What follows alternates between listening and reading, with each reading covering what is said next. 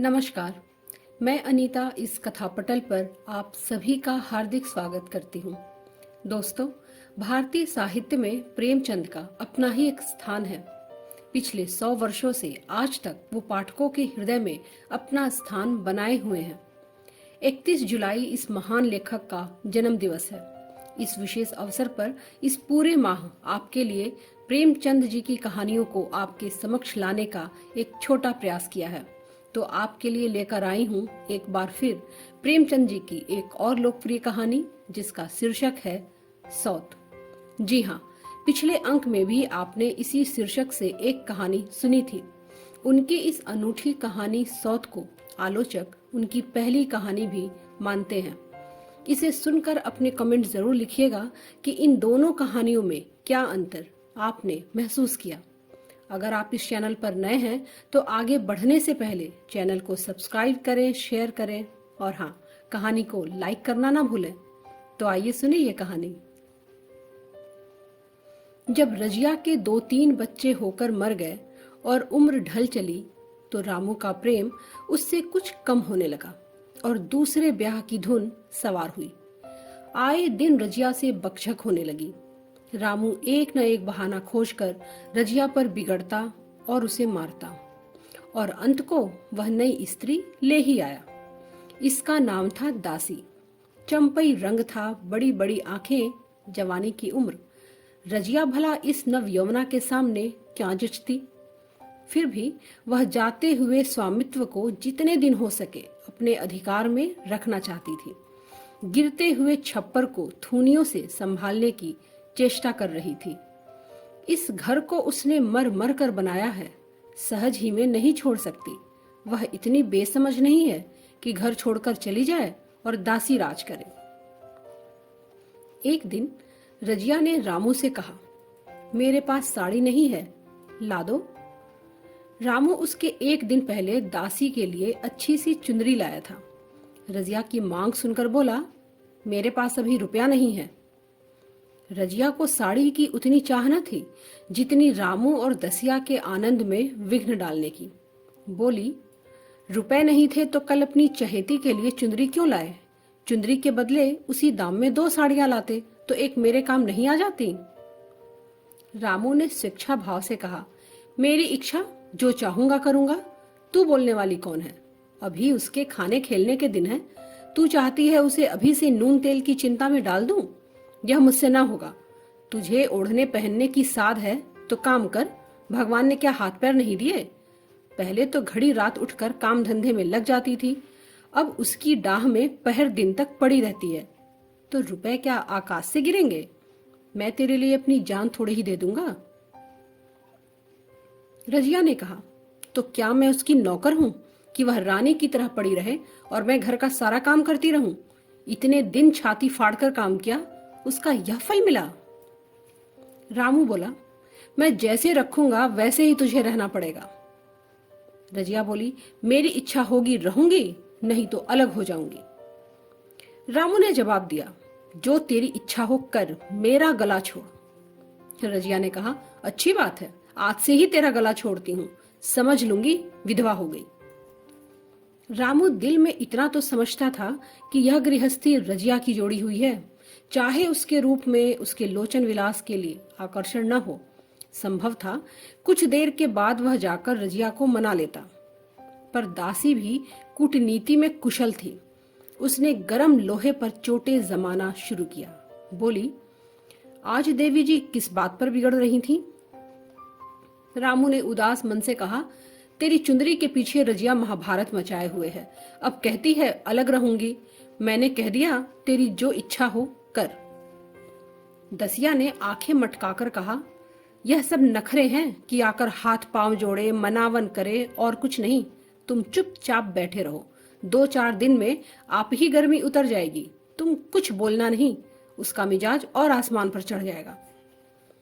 रामू ने गंभीर भाव से कहा, दासी, तुम जानती हो वह कितनी घमंडिन है। वह मुंह से जो बात कहती है करके छोड़ती है। रजिया को रामू से ऐसी आशा नहीं थी। वह जब पहले किसी सुंदर नहीं, इसलिए रामू को अब उससे प्रेम नहीं है। पुरुष चरित्र में यह कोई असाधारण बात नहीं थी। लेकिन रामू उससे अलग रहेगा, इसका उसे विश्वास न आता था। यह घर उसी ने पैसा जोड़ जोड़ कर बनवाया, गृहस्थी भी उसी की जोड़ी हुई है, अनाज का लेन देन उसी ने शुरू किया। इस घर में आकर उसने कौन कौन से कष्ट नहीं झेले, इसलिए तो कि पौरुष थक जाने पर एक टुकड़ा चैन से खाएगी और पड़ी रहेगी। और आज वह इतनी निर्दयता से दूध की मक्खी की तरह निकाल कर फेंक दी गई। रामू ने इतना भी नहीं कहा कि तू अलग नहीं रहने पाएगी, मैं या खुद मर जाऊंगा या तुझे मार डालूंगा, पर तुझे अलग नहीं होने दूंगा। तुझसे मेरा ब्याह हुआ है, हंसी ठट्ठा नहीं है। तो जब रामू को उसकी परवाह नहीं है तो वह रामू की क्यों परवाह करे? क्या सभी स्त्रियों के पुरुष बैठे होते हैं? सभी के माँ बाप बेटे पोते होते हैं। आज उसके लड़के जीते होते तो मजाल थी कि यह नई स्त्री लाते और मेरी यह दुर्गति करते। इस निर्दयी को मेरे ऊपर इतनी दया न आई। नारी हृदय की सारी परवशता इस अत्याचार से विद्रोह करने लगी। वही आग जो मोटी लकड़ी को स्पर्श भी नहीं कर सकती, फूस को जलाकर भस्म कर देती है। दूसरे दिन रजिया एक दूसरे गांव में चली गई। उसने अपने साथ कुछ न लिया। जो साड़ी उसकी देह पर थी वही उसकी सारी संपत्ति थी। विधाता ने उसके बालकों को पहले ही छीन लिया था, आज घर भी छीन लिया। रामू उस समय दासी के साथ बैठा हुआ आमोद विनोद कर रहा था। रजिया को जाते देखकर शायद वह समझ ना सका कि वह हमेशा के लिए चली जा रही है। रजिया ने यही समझा। इस तरह चोरों की भांति वह जाना भी नहीं चाहती थी। वह दासी को, उसके पति को और सारे गांव को दिखा देना चाहती थी कि वह इस घर से धेले की भी चीज नहीं ले जा रही। गांव वालों की दृष्टि में रामू का अपमान करना उसका लक्ष्य था। चुपचाप चले जाने से तो कुछ नहीं होगा। रामू उल्टा सबसे कह देगा कि रजिया घर की सारी संपदा उठा ले गई। उसने रामू को पुकार कर कहा, संभालो अपना घर, मैं जाती हूं। तुम्हारे घर की कोई भी चीज अपने साथ नहीं ले जाती। रामू एक क्षण के लिए कर्तव्य भ्रष्ट हो गया। क्या कहे, उसकी समझ में नहीं आया। उसे आशा न थी कि वह यूं जाएगी। उसने सोचा था जब वह घर ढोकर ले जाने लगेगी तब वह गांव वालों को दिखाकर उनकी सहानुभूति प्राप्त करेगा। अब क्या करे? दसिया बोली, जाकर गांव में ढिंढोरा पीटाओ, यहाँ किसी का डर नहीं है। तू अपने घर से ले ही क्या आई थी जो कुछ लेकर जाओगी? रजिया ने उसके मुंह न लगकर रामू से ही कहा, सुनते हो अपनी चहेती की बातें? फिर भी मुंह नहीं खुलता। मैं तो जाती हूँ, लेकिन दस्सो रानी, तुम भी बहुत दिन राज ना करोगी। ईश्वर के दरबार में अन्याय नहीं फलता। बड़े बड़े घमंडियों के घमंड चूर कर देते हैं। दसिया ठट्ठा मारकर हंसी, पर रामू ने सिर झुका लिया। रजिया चली गई। रजिया जिस नए गांव में आई थी वह रामू के गांव से मिला ही हुआ था, अतएव यहाँ के लोग उससे परिचित हैं। वह कैसी कुशल गृहिणी है, कैसी मेहनती, कैसी बात की सच्ची, यहाँ किसी से छिपा न था। रजिया को मजदूरी मिलने में कोई बाधा न हुई। जो एक लेकर दो का काम करे, उसे काम की क्या कमी। 3 साल एक एक करके रजिया ने कैसे काटे, कैसे एक नई गृहस्थी बनाई, कैसे खेती शुरू की, इसका बयान करने बैठे तो पोथी हो जाए। संचय के जितने मंत्र हैं, जितने साधन हैं, रजिया को खूब मालूम थे। गांव वाले उसका परिश्रम देखकर दांतों तले उंगली दबाते थे। वह भी रामू को दिखा देना चाहती है कि मैं तुमसे अलग होकर भी आराम से रह सकती हूँ। वह अब पराधीन नारी नहीं है, अपनी कमाई खाती है। रजिया के पास बैलों की अब एक अच्छी जोड़ी है। रजिया उन्हें केवल खली भूसी देकर नहीं रह जाती, रोज 2-2 रोटियां भी खिलाती है। फिर उन्हें घंटों सहलाती। कभी कभी उनके कंधों पर सिर रखकर रोती है। कहती है, अब बेटे हो तो, पति हो तो तुम ही हो। मेरी जान अब तुम्हारे ही साथ है। दोनों बैल शायद रजिया की भाषा और भाव समझते हैं। वे मनुष्य नहीं, बैल हैं। दोनों सिर नीचा करके रजिया का हाथ चाटकर उसे आश्वासन देते हैं। उसे देखते ही कितने प्रेम से उसकी ओर ताकने लगते हैं, कितने हर्ष से कंधा झुलाकर हल रखवाते हैं और कैसा तो जी तोड़कर काम करते हैं। यह वे लोग ही समझ सकते हैं जिन्होंने बैलों की सेवा की है और उनके हृदय को अपनाया है। आज रजिया इस गांव की चौधराइन है। उसकी बुद्धि जो पहले नित्य आधार खोजती रहती थी और स्वच्छंद रूप से अपना विकास न कर सकती थी, अब उस छाया से निकलकर प्रौढ़ और उन्नत हो गई है। एक दिन रजिया घर लौटी तो एक आदमी ने कहा, तुमने नहीं सुना चौधराइन, रामू तो बहुत बीमार है, सुना 10 लंघन हो गए हैं। रजिया ने उदासीनता से कहा, जूड़ी है क्या? जूड़ी नहीं, कोई दूसरा रोग है। बाहर खाट पर पड़ा था। मैंने पूछा, कैसा जी है रामू? तो रोने लगा, बुरा हाल है, घर में एक पैसा नहीं कि दवा दारू करे। दसिया के एक लड़का हुआ है, वह तो पहले भी काम धंधा नहीं करती थी, अब तो लड़कोरी है, कैसे काम करने जाए। सारी मार रामू के सिर जाती है। फिर गहने भी चाहिए, नई दुल्हन यूं कैसे रहे। रजिया ने घर में जाते हुए कहा, जो जैसा करेगा आप ही भोगेगा। लेकिन अंदर उसका जीना लगा।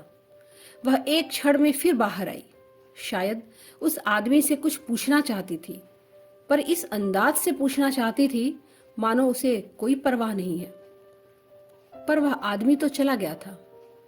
रजिया ने पूरा पश्चिम जा जाकर देखा, कहीं न मिला। तब रजिया द्वार के चौखट पर बैठ गई। उसे वो शब्द याद आए जो उसने 3 साल पहले रामू के घर से चलते समय कहे थे।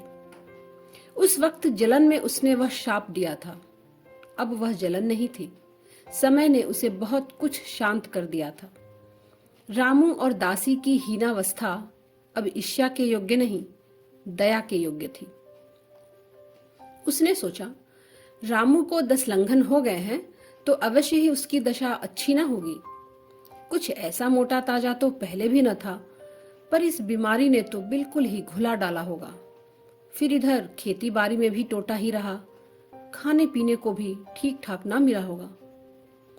पड़ोस की एक स्त्री ने आग लेने के बहाने आकर पूछा, सुना रामू बहुत बीमार है, जो जैसा करेगा वैसा पाएगा। तुम्हें इतनी बेदर्दी से निकाला था कि कोई अपने बैरी को भी ना निकाले। रजिया ने टोका, नहीं दीदी, ऐसी बात नहीं थी। वे तो बेचारे कुछ बोले ही नहीं। मैं चली तो सिर झुका लिया। दसिया के कहने में आकर वह चाहे जो कुछ कर बैठे हों, यो मुझे कभी कुछ नहीं कहा। किसी की बुराई क्यों करूं? फिर कौन मर्द ऐसा है जो औरतों के बस नहीं हो जाता? दसिया के कारण ही उनकी यह दशा हुई है। पड़ोसन मुंह फेरकर चली गई। रजिया ने कलसा और रस्सी उठाई और कुएं पर पानी खींचने गई। बैलों को सानी पानी देने की बेला आ गई थी, पर उसकी आंखें उस रास्ते की ओर लगी हुई थी जो मलसी को जाता था, यानी रामू का गांव। कोई उसे बुलाने अवश्य आ रहा होगा। नहीं, बिना बुलाए वह कैसे जा सकती है? लोग कहेंगे, आखिर दौड़ी आई ना। मगर रामू तो अचेत पड़ा होगा। उसकी देह में था ही क्या? फिर उसे कौन बुलाएगा? दसिया को क्या गरज पड़ी है?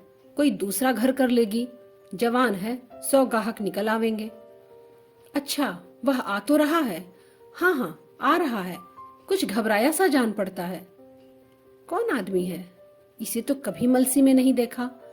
मगर उस वक्त से मलसी कभी गई भी तो नहीं। 2-4 नए आदमी आकर बसे ही होंगे। बटोही चुपचाप कुएं के पास से निकला।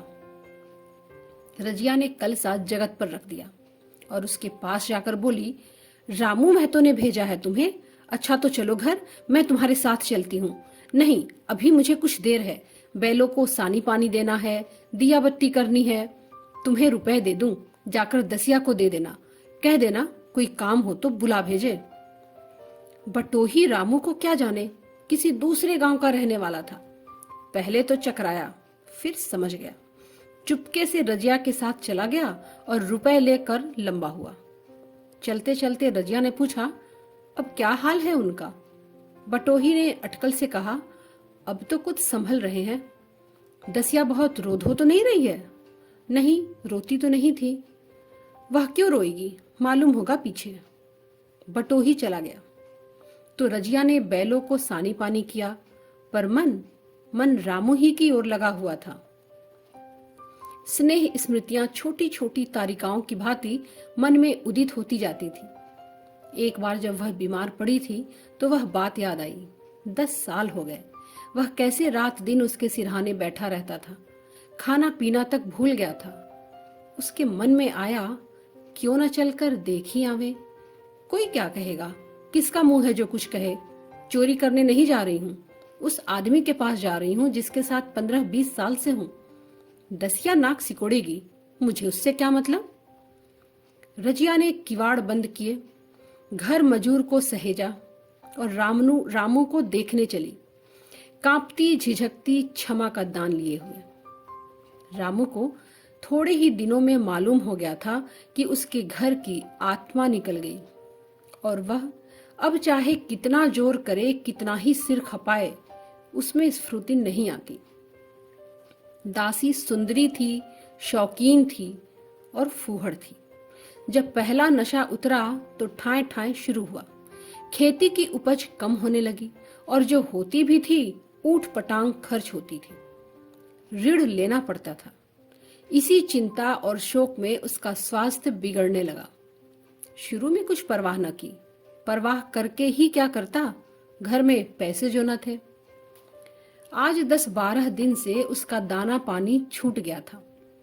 मौत के इंतजार में खाट पर पड़ा कराह रहा था और अब वह दशा हो गई थी जब हम भविष्य से निश्चिंत होकर अतीत में विश्राम करते हैं।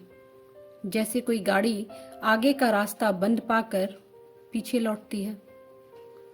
रजिया को याद करके वह बार बार रोता और दासी को कोसता, तेरे ही कारण मैंने उसे घर से निकाला। वह क्या गई, लक्ष्मी चली गई। मैं जानता हूं अब भी बुलाऊं तो दौड़ी आएगी, लेकिन बुलाऊं किस मुंह से। एक बार वह आ जाती और उससे अपने अपराध क्षमा कर लेता, फिर मैं खुशी से मरता। अब कोई लालसा नहीं है। सहसा रजिया ने आकर उसके माथे पर हाथ रखते हुए पूछा, कैसा जी है तुम्हारा, मुझे तो आज ही हाल मिला। रामू ने सजल नेत्रों से उसे देखा पर कुछ कह न सका। दोनों हाथ जोड़कर उसे प्रणाम किया पर हाथ जुड़े ही रह गए और आंखें उलट गईं। अब लाश घर में पड़ी थी। रजिया रोती थी, दसिया चिंतित थी। घर में रुपए का नाम नहीं, लकड़ी तो चाहिए ही, उठाने वाले भी जलपान करेंगे ही। कफन के बगैर लाश उठेगी कैसे। 10 से कम का खर्च न था और यहाँ घर में 10 पैसे भी नहीं। डर रही थी कि आज गहन आफत आई। ऐसी कीमती भारी गहने ही कौन थे, किसान की बिसात ही क्या। 2-3 नग बेचने से 10 मिल जाएंगे, मगर और हो ही क्या सकता है। उसने चौधरी के लड़के को बुलाकर कहा, देवर जी, यह बेड़ा कैसे पार लागे। गांव में कोई धेले का भी विश्वास करने वाला नहीं। मेरे गहने हैं, चौधरी से कहो इन्हें गिरवी रखकर आज का काम चलाए, फिर भगवान मालिक है। रजिया से क्यों नहीं मांग लेती। सहसा रजिया आंखें पोंछती हुई आ निकली, कान में भनक पड़ी। पूछा, क्या है जोखू, क्या सलाह कर रहे हो। अब मिट्टी उठाओगे कि सलाह की बेला है। हाँ, कर रहा हूं। रजिया आगे बोली, रुपए पैसे तो यहाँ होंगे नहीं, बीमारी में खर्च हो गए होंगे। इस बेचारी को तो बीच मझधार में लाकर छोड़ दिया। तुम लपक कर उस घर चले जाओ। भैया कौन दूर है, कुंजी लेते जाओ। मजूर से कहना भंडार से 50 रुपए निकाल दे। वह तो कुंजी लेकर उधर गया। इधर दसिया रजिया के पैर पकड़कर रोने लगी। बहनापे के ये शब्द उसके हृदय में बैठ गए। उसने देखा रजिया में कितनी दया और कितनी क्षमा है। रजिया ने उसे छाती से लगाकर कहा, क्यों रोती है बहन, वह तो चला गया, मैं तो हूं, किसी बात की चिंता ना कर। इसी घर में हम और तुम दोनों उसके नाम पर बैठेंगे। मैं वहां भी देखूंगी, यहां भी देखूंगी। कोई तुमसे गहने पाते मांगे तो मत देना। दसिया का जी होता था कि सिर पटक कर मर जाए। इसे उसने कितना जलाया, कितना रुलाया और घर से निकाल कर छोड़ा। रजिया ने पूछा, जिस जिस के रुपए हों सूरत करके मुझे बता देना, मैं झगड़ा नहीं रखना चाहती। और ये बच्चा इतना दुबला क्यों हो रहा है। दसिया बोली, मेरे दूध होता ही नहीं। गाय जो तुम छोड़ गई थी वह तो मर गई, अब यह दूध नहीं पाता। राम राम, बेचारा मुरझा गया। मैं कल ही गाय लाऊंगी, सभी गृहस्थी उठा लाऊंगी, वहां क्या रखा है। लाश घर से उठी, रजिया उसके साथ गई। दाह कर्म किया, भोज हुआ, कोई 200 रुपए खर्च हो गए, पर किसी से मांगने ना पड़े। दसिया के जौहर भी इस त्याग की आंच में निकल आए। वो विलासनी अब सेवा की मूर्ति बन गई। आज रामू को मरे 7 साल हो गए। रजिया घर संभाले हुए है। दसिया को वह सौत नहीं, बेटी समझती है। पहले उसे पहनाकर तब आप पहनती है, उसे खिलाकर आप खाती है। जोखू पढ़ने जाता है। उसकी सगाई की बातचीत पक्की हो गई। इस जाति में बचपन में ही ब्याह हो जाता है। दसिया ने कहा, बहन गहने बनवाकर क्या करोगी, मेरे गहने तो धरे ही हैं। रजिया ने कहा, नहीं रे, उसके लिए नए गहने बनवाऊंगी। अभी तो मेरा हाथ चलता है, जब थक जाऊं तो जो चाहे करना। तेरे अभी पहनने ओढ़ने के दिन है, तू अपने गहने रहने दे। नाइन ठकुर सुहाती करके बोली, आज जोखू के बाप होते तो कुछ और ही बात होती। रजिया ने कहा, वे नहीं हैं तो मैं तो हूं। वे जितना करते मैं उसका दूना करूंगी।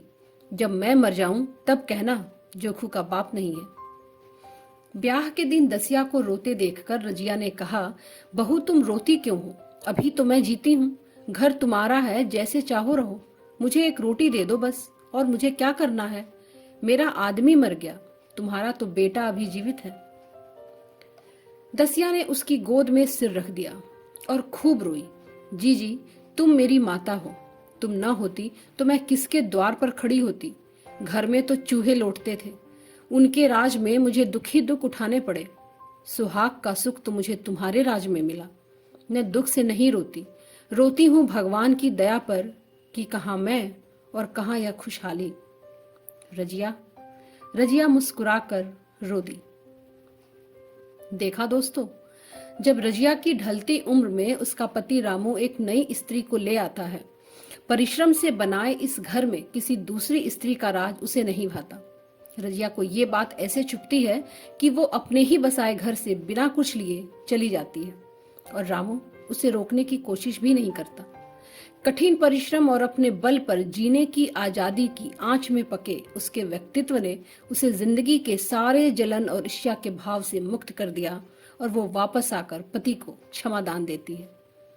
आशा करती हूँ कि कहानी आप सभी को पसंद आई होगी। कहानी सुनने के लिए आप सभी का बहुत बहुत शुक्रिया। अगर आप इस चैनल पर नए हैं तो आगे बढ़ने से पहले चैनल को सब्सक्राइब करें, शेयर करें